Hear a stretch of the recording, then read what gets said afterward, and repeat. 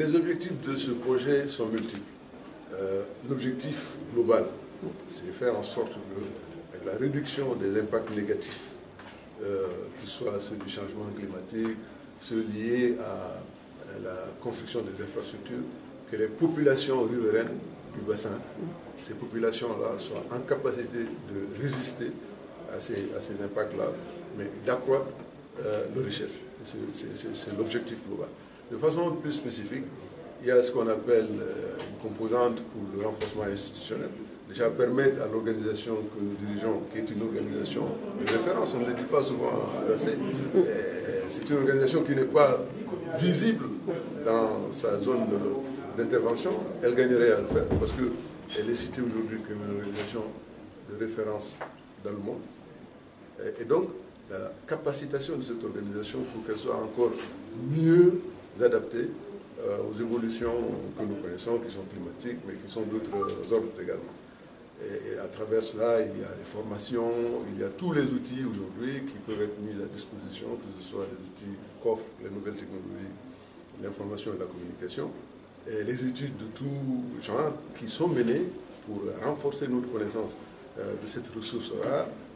Je le rappelle, le fleuve Sénégal est un fleuve sahélien, donc qui est soumis à une forte variabilité saisonnière, mais qui est surtout très très fragile, et fragilisé par, on va dire, les changements climatiques qui sont très visibles. Et donc, ces études-là, ce renforcement institutionnel, donc dans les objectifs premiers de ce projet-là, permettent véritablement de doter notre organisation d'un outil à nul autre pareil pour être en phase avec les attentes des plus hautes autorités. L'un des objectifs principaux également, c'est ce qu'on appelle le développement des usages multiples. Vous savez, la ressource en eau que nous gérons est une ressource transfrontalière. Et il y a également, en plus de cette caractéristique, les usages multiples. L'accroissement de la démographie dans le bassin fait que la multiplication des usages souvent entre en conflit.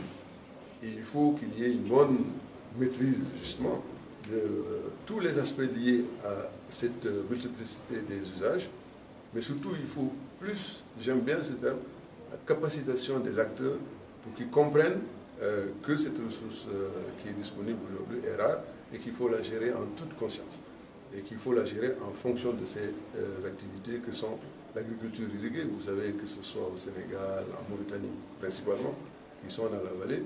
Il y a d'ambitieux projets d'irrigation, d'agriculture irriguée.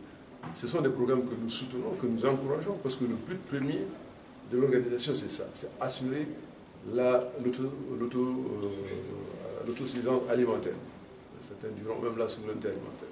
Et pour qui connaît, on va dire, le dynamisme des acteurs, justement, de la vallée, par rapport à ces cultures-là, à cette agriculture irriguée, il est bien que nous renforçons justement leur capacité à améliorer davantage leur activité.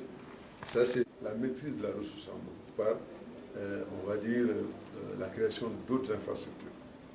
Madame l'a dit tout à l'heure dans son discours, qu'il s'agisse de barrages hydroélectriques à construire sur le fleuve, en Guinée notamment, Balassa-Boureza, dont les études sont pratiquement terminées. Il y a à construire le grand ouvrage de Koukountamba, qui va accroître la production hydroélectrique de notre système.